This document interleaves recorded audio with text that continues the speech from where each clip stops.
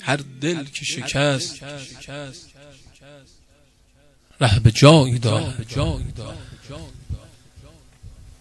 هر اهل دلی قبل نمایی دارد.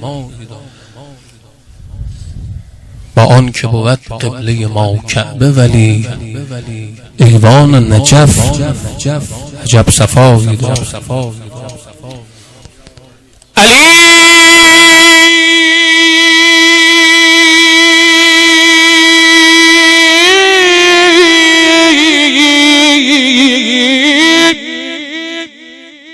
علی علی علی علی علی علی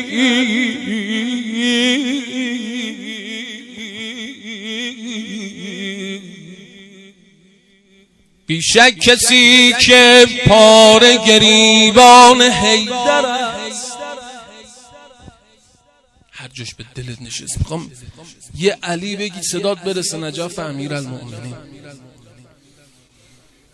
بیشک کسی که پاره گریبان حیدر است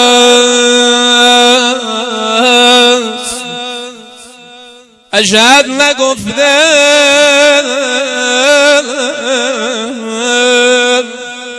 مست و مسلمان حیدر است. آن سرمه ای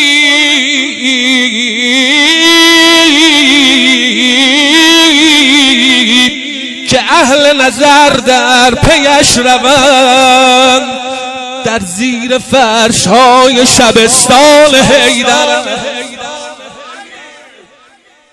شکر خدا که قلب تمامی شیعیان هر شب دخیل گوشه ایوان حیدر علی علی